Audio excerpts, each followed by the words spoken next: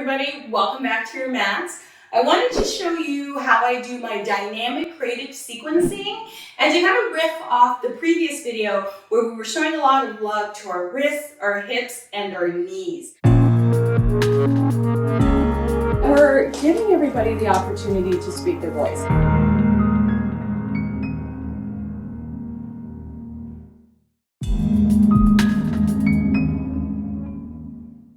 So what I have in front of me is my meditation cushion, which is full of buckwheat. And we talked about how buckwheat or lentils or flaxseed in a cushion sort of setting can be really luxurious and sweet to your knees for kneeling on. So I really think that's a great thing. I also have my blanket available, and it's a really, really big, thick, dense blanket, so I can make it into a bolster if I need to. And here's a bonus tip. If you're having a hard time finding bolsters, or perhaps bolsters are a little too expensive or a little too heavy to cart around, you can use a foam roller and wrap a blanket around it. Often foam rollers can be a lot less expensive than, say, a traditional bolster. It gives you that same amount of texture and density, as well as placing a blanket around it makes it a little bit more softer. But often when we're looking for a bolster for our yoga practices, we want something that is going to keep its shape, it's going to be firm, and it's going to help us support us throughout the practice. So that's something you can consider. And I'm back with my foam roller. So you can take your foam roller and you can place a blanket around it, and it becomes this really great supportive bolster.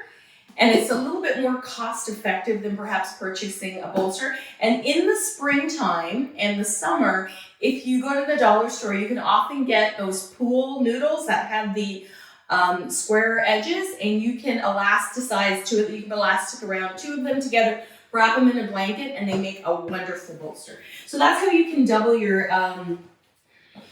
foam roller for a bolster. So I'm going to keep that off to the side and use that. So I'm going to show you a little dynamic sequencing technique that I use that protects the wrists, that is thoughtful to the knees, and that has a little bit of hip opening in it.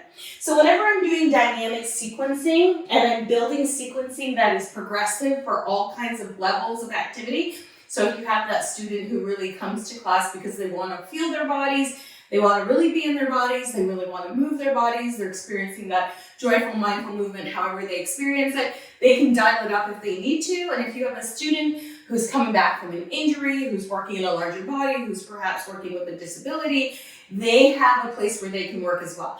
So it's a multi-level class, truly a multi-level class where everybody dials into the level of activity that works for them. And I really speak to them in saying that it's not all or nothing, and I borrowed this from my friend Louise Green, Big Fit Girl. It's all or something. So tell your students it's okay to exit out of whatever poses they need to exit out of, or to stay in the first progression of our practice. So I'm going to start in the first progression. I always start out when I'm doing my progressive dynamic sequencing, is I always start out with the most basic flow, and I invite people to come back to that flow whenever they need to. So coming to the top of the mat, feet 2 fists width apart, inhaling, reaching the arms up to the sky, exhaling, hinging generously at the waist. You can place your hands on your belly and fold the belly skin back toward the thighs and bring your hands to your blocks. Option to take your hands flat on your blocks, or option to come up onto the fingertips, however that works for you. Now I'm going to take my blocks to their flattest setting. I'm going to bring them to either side of my toes. Then I'm going to wrap my thumb and pinky finger around the edge of the block.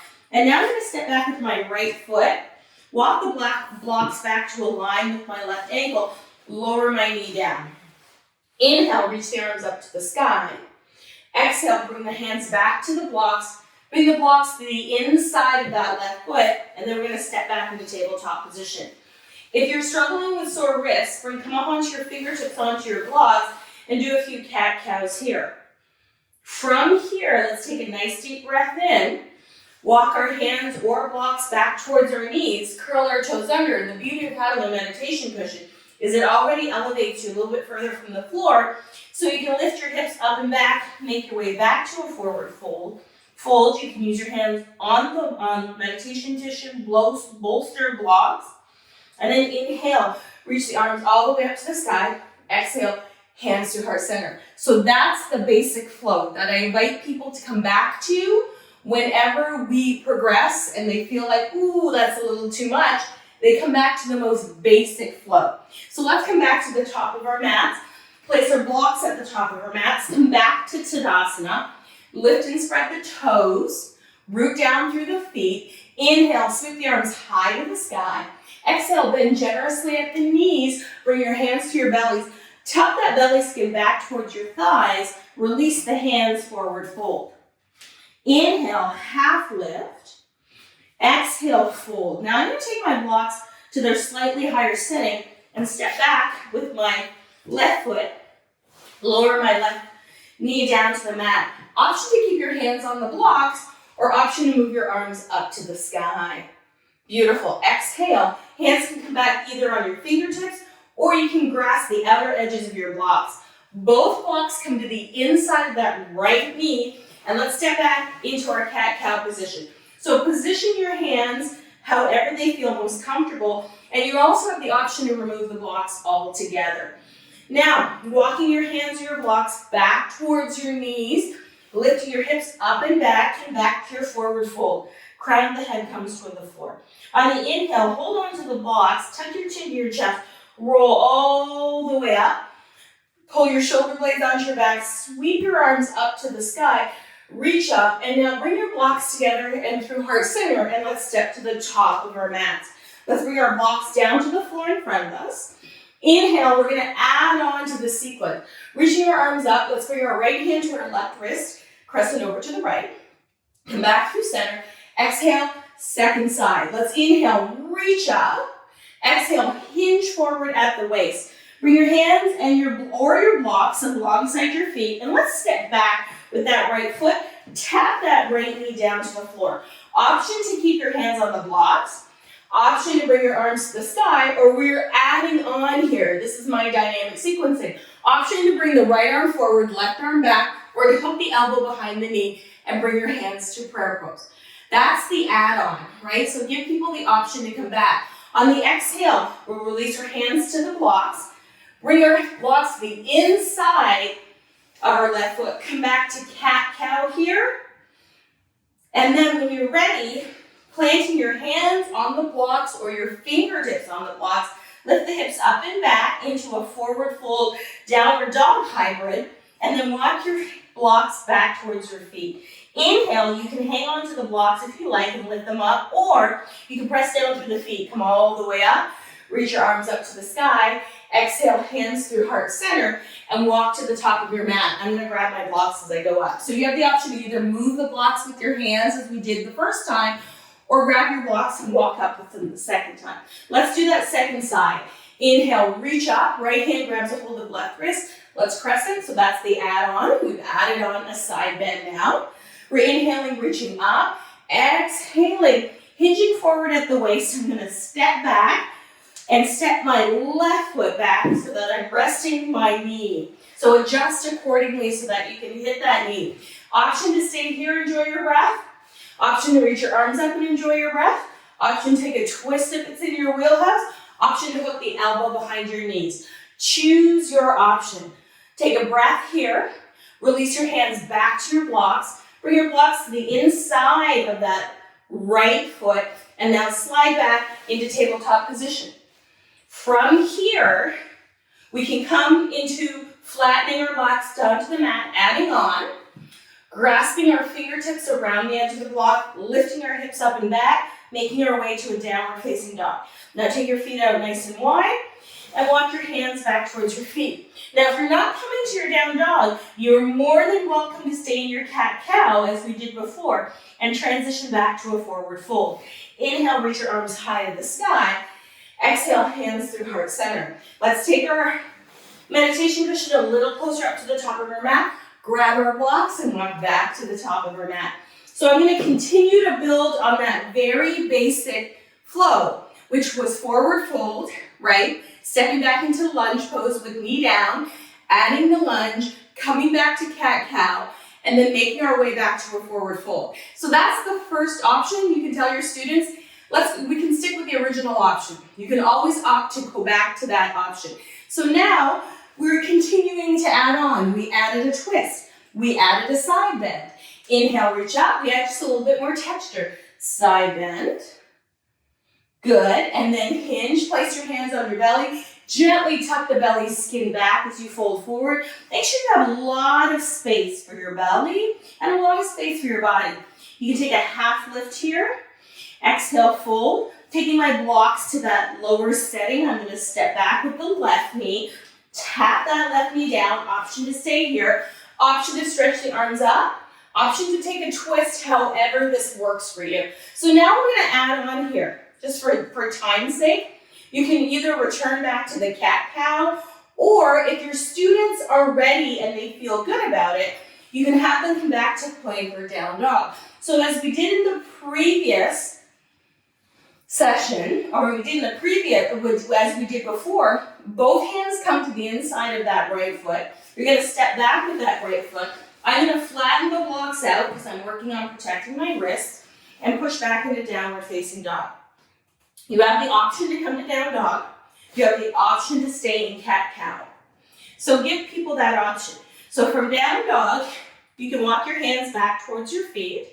From tabletop position, you can walk your hands back towards your feet and come back to your forward fold.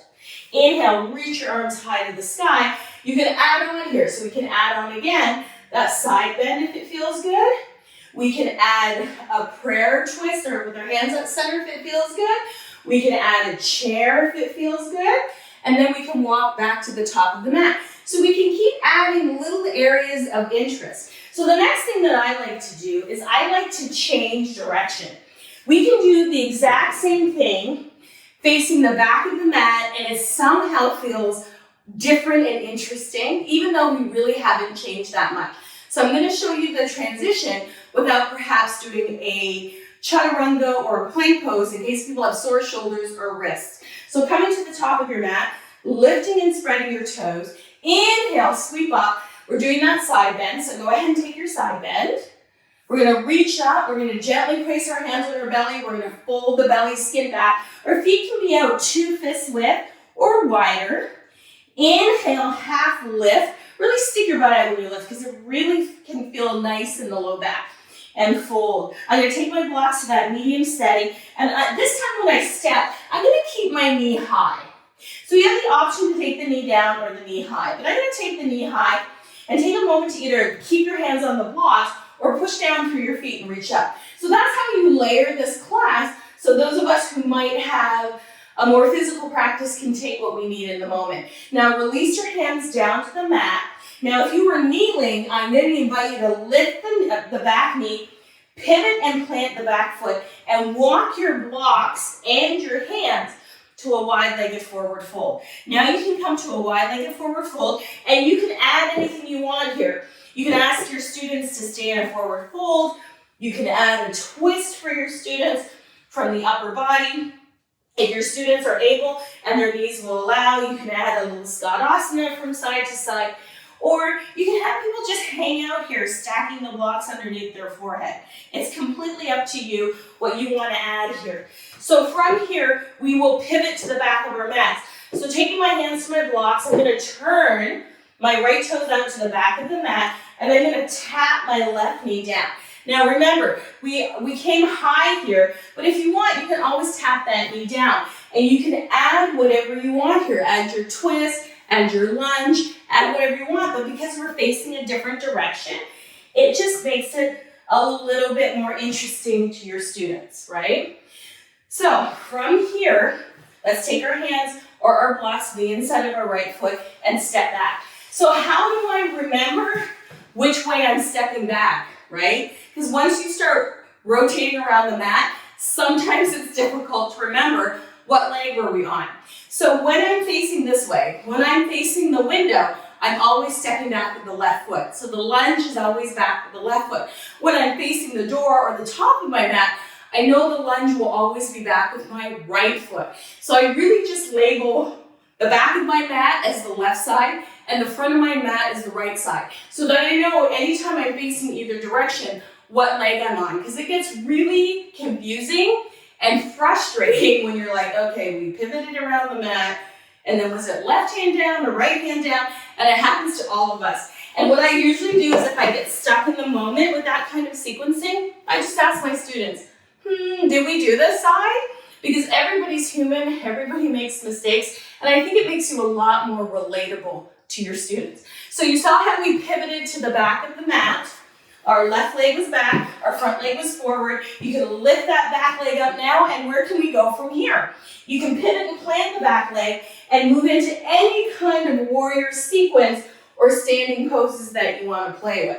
So think about the directionality of the pose. Think about whether it's a forward-facing pose or a lateral-facing pose, and think of all the poses that you can group together that are similar. So in a lateral-facing pose, it can be a warrior two, a wide-legged forward fold, an extended side angle, a triangle pose, a half moon pose, a chapasana pose. You could do so many things. And if you're doing it left toward the back of your mat, you'll do it right toward the top of your mat, and you can repeat it on both sides. And simply changing the direction of the pose makes it a lot more interesting. So make it more interesting for your students who have a regular practice and like to kind of do a mandala practice moving around the mat. And it'll keep it interesting for you as a teacher because it kind of keeps you on your toes and thinking. And it's also interesting for your beginner students because they get to feel like they're in the flow. So these are some of the techniques that I use to create dynamic and creative sequencing for all kinds of body types. And remember to build, right? Knee up, knee down, arms up, arms down, cat-cow instead of plank, spinal balance instead of plank, puppy pose instead of downward facing dog. So start thinking outside of the block, outside of the mat. How can I get creative with making classes interesting, dynamic, and fun so everybody can participate in joyful, mindful movement? So thanks for joining me for this video. I would love to hear what you think. So go ahead and comment below. Let me know what you think. And I hope you'll join us for the full course Yoga for All training. Thanks, everyone.